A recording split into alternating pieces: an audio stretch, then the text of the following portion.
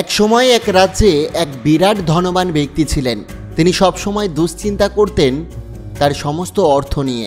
তিনি দুশ্চিন্তা করতেন এই ভেবে, বর্তমানে তার কাছে যে পরিমাণ ধন রয়েছে, যে পরিমাণ সম্পত্তি রয়েছে, তাতে তার নিজের জীবন খুব অনায়াসে চলে যাবে, এমনকি আগামীতে তার একমাত্র পুত্রের জীবনও কেটে যাবে এই ধন দৌলতে।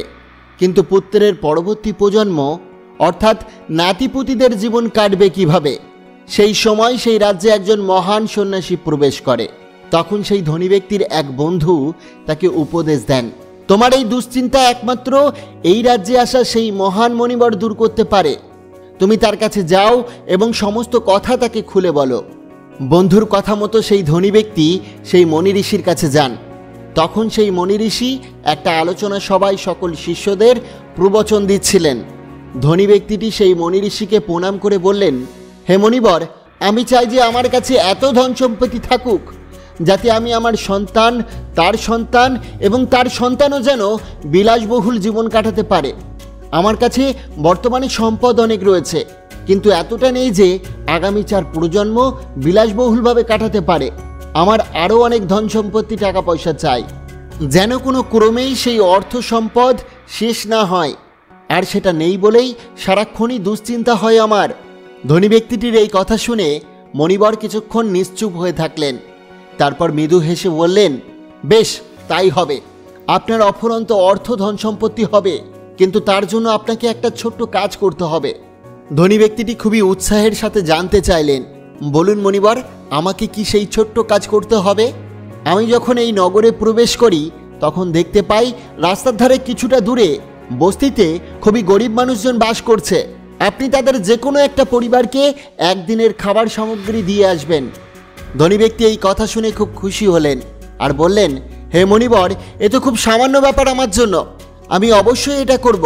কালই একটা পরিবারের সারাদিনের সামগ্রী দিয়ে আসব।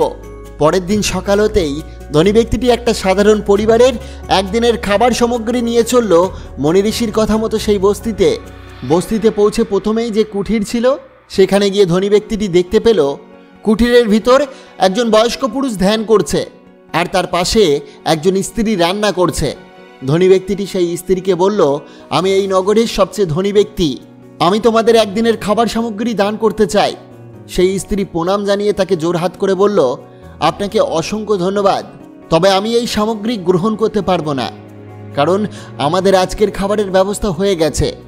ধনী ব্যক্তি অবাক হয়ে বলল, তাতে কি হয়েছে, এই সামগ্রী রেখে দাও, কালকে ব্যবহার করতে পারবে। তখন সেই স্ত্রীটি বলল, কালকের জন্য আমরা দুশ্চিন্তা করি না, আমরা প্রতিদিনই কর্ম করি আর সেই পয়সা দিয়ে প্রতিদিনই খাই। আমাদের অতিরিক্ত প্রয়োজন নেই, তাই আমরা দান গ্রহণ করতে পারবো না। নিরাশ হয়ে ধনী ব্যক্তি সেখান থেকে ফিরে আসলো এবং অন্য একটা কুঠিরে প্রবেশ করলো। সেখানে দেখলো একজন মা তার 2 সন্তানকে ঘুম পাড়াচ্ছে। ধনী ব্যক্তিটি বলল, আমি এই নগরের সবচেয়ে ধনী ব্যক্তি, আমি তোমাদের পরিবারের একদিনের খাবার সামগ্রী দান করতে চাই।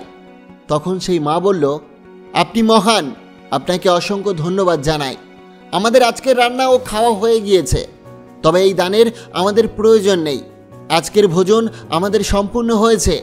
ব্যক্তিটি খুব আশাবাদী হয়ে বলল, আজকের রান্না হয়ে গিয়েছে তো কি হয়েছে, এই সামগ্রী রেখে দাও, আগামীকাল তুমিও তোমার সন্তানরা খাবে। তখন মাটি বললেন, আমি দুঃখিত, আমি এই সামগ্রী গ্রহণ করতে পারবো না, কারণ আমার 2 বাচ্চা ঘুম থেকে ওঠার পর এত ভালো ভালো সুস্বাদু খাবার দেখলে খুবই খুশি হবে ঠিকই, কিন্তু তা পরের দিন চাইলেও আমি কিনে আনতে পারবো না।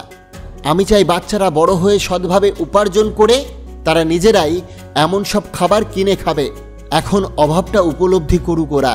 তখন সেই ধনী ব্যক্তিটি কিছুক্ষণ নিশ্চুপ হয়ে দাঁড়িয়ে ভাবতে থাকলো সেই মণি ঋষি তাকে কেন এই বস্তিতে পাঠিয়েছিলেন।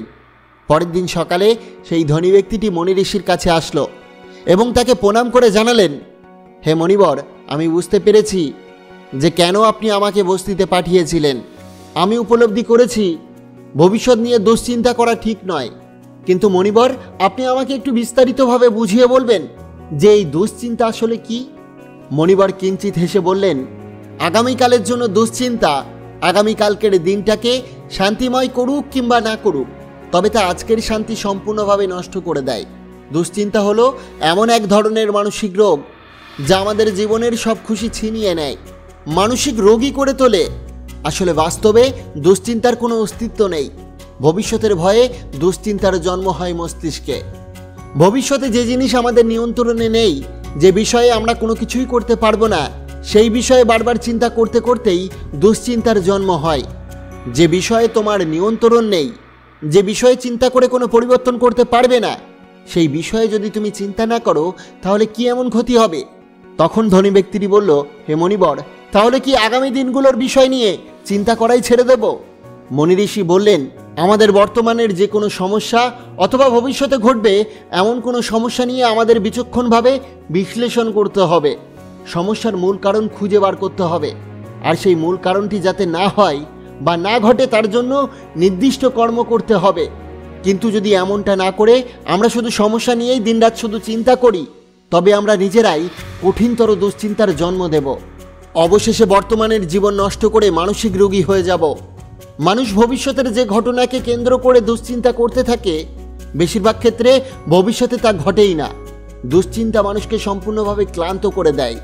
বাস্তবে যদি সেই ঘটনা ঘটেও থাকে, তবে তা ততটা দুঃখজনক হয় না যতটা মানুষ দুশ্চিন্তায় কষ্ট পেয়েছে।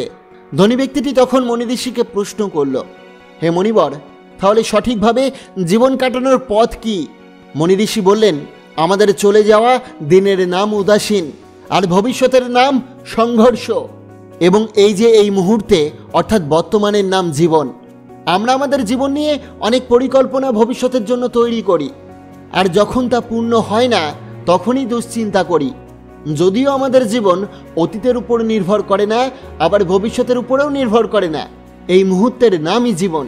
এই সময়টাকে সঠিকভাবে উপলব্ধি করার নামই জীবন। একথা জেনেও আমরা হয় অতীতের কথা ভেবে দুঃখ অনুভব করি, অথবা ভবিষ্যতের কথা ভেবে দুশ্চিন্তা করি, যার ফলে আমরা বর্তমানকে সঠিকভাবে উপলব্ধি করতে পারি না। তখন ধনী ব্যক্তিটি বললেন, হে মণিবর, আপনার কথা কিছুটা বুঝতে পেরেছি, কিন্তু যতই চেষ্টা করি না কেন, ঘর পরিবার সন্তান এসব নিয়ে তো চিন্তা হবেই। একথা শুনে মনি ঋষি মৃদু হেসে বললেন, চিন্তা হওয়াটাই স্বাভাবিক, তবে আমাদের উচিত চিন্তাকে ইতিবাচক মৌলিক চিন্তনে পরিবর্তন করা। তুমি একটা ব্যাপারে জানো, তবুও তোমাকে স্মরণ করে দিই। তোমার জন্মের আগেও এই জগৎ সংসার ছিল, আবার তোমার যাবার পরেও এই জগৎ সংসার থাকবে। তোমার আসা বা যাওয়াতে এই জগৎ সংসারে এমন কিছু পরিবর্তন হবে না, কারণ তোমার আসার আগে আর যাওয়ার পরের সময়টা তোমার হাতে নেই। তোমার হাতে আছে শুধুমাত্র বেঁচে থাকার মুহূর্তটা, যাকে বলি বর্তমান। প্রতিবার প্রত্যেকটা সময় জীবনের অমূল্য বর্তমান আসে, আবার কিছুক্ষণ পরেই তা চলে যায়। এবার তুমিই বলো, তুমি কি করতে চাও? সেই অমূল্য বর্তমানকে দুশ্চিন্তা করে নষ্ট করবে, নাকি প্রতিটা মুহূর্তে চিন্তা না করে আনন্দে বাঁচবে আর মহানুভাবের সাথে পরোপকার করে আনন্দ ভাগ করে নেবে? আমাদের প্রত্যেকের চিন্তা করা উচিত কেবলমাত্র বর্তমানকে আরও কিভাবে অধিকতর কার্যকারী করা যায়। চিন্তা করা উচিত প্রত্যেকটা মুহূর্তকে কিভাবে আরও আনন্দ ও চিরশান্তিতে কাটানো যায়। মনে রাখবে, দুশ্চিন্তা তোমাকে চিতাতে নিয়ে যাবে, আর গঠনমূলক ইতিবাচক চিন্তন তোমার জীবনকে প্রতিটি মুহূর্তে আনন্দে বাঁচতে শেখাবে। এবার ধনী ব্যক্তিটি বললেন, হে মণিবর, আমি উপলব্ধি করেছি আপনার দর্শন।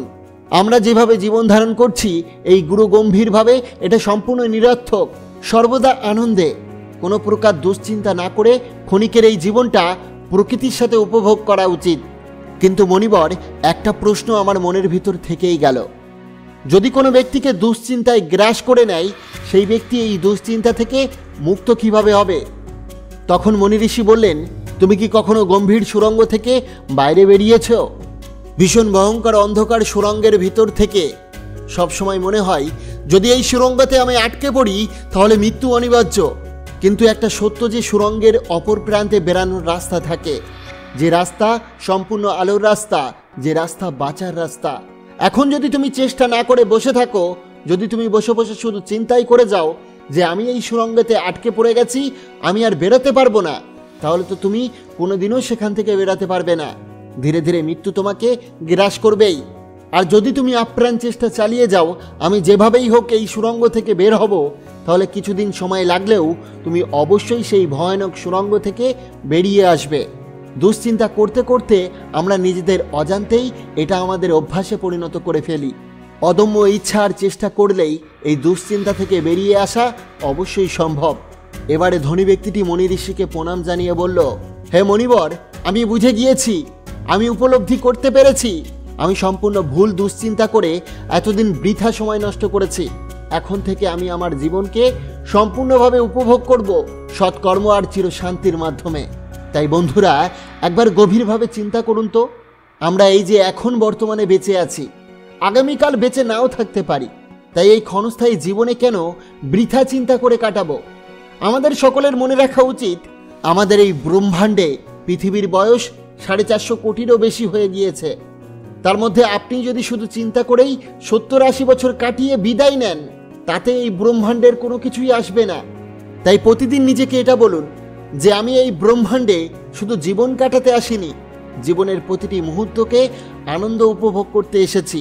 তাই ছোট ছোট বিষয় নিয়ে দুশ্চিন্তা করা, যেটা আমাদের অভ্যাস হয়ে দাঁড়িয়েছে, সেটা বন্ধ করতে হবে। যেমন আজ এখান থেকে ওখানে যাচ্ছি, যদি রাস্তায় কোনো বিপদ হয় তখন কি হবে? আজ যদি বৃষ্টি হয় তাহলে আমার কাজের কি হবে? সে যদি আমাকে ভুলে যায় তাহলে আমার কি হবে? সন্তান বড় করার পর প্রতিষ্ঠিত না করতে পারলে আমাদের কি হবে? সে যদি আমাকে ভালো না বাসে তাহলে আমি কি করব? সে যদি আমাকে ছেড়ে চলে যায় তাহলে আমি কি করব? এই ধরনের দুশ্চিন্তা কখনোই করবেন না। দুশ্চিন্তা করে এই সকল বিষয়কে আপনি পরিবর্তন করতে পারবেন না। এখনই যদি মৃত্যু আপনার সামনে চলে আসে, তবে সকল দুশ্চিন্তা কিন্তু এক নিমেষেই ক্ষুণ্ণ হয়ে যাবে।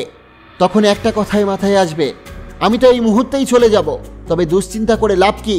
তাই বাঁচুন, নিজের জন্য বাঁচুন, প্রাণের আনন্দে বাঁচুন, পরোপকারে বাঁচুন, সকলকে ভালোবেসে হাসি মুখে বাঁচুন। পৃথিবীর অপূর্ব সৌন্দর্যকে অনুভব করুন, প্রতিটা মানুষ ও সম্পর্ককে শ্রদ্ধা জানিয়ে মহানুভবতার সাথে বাঁচুন। সবথেকে বড় কথা হলো নিজেকে ভালোবাসুন। জীবনের চিরসত্যকে জেনে চিরশান্তিতে জীবনযাপন করুন।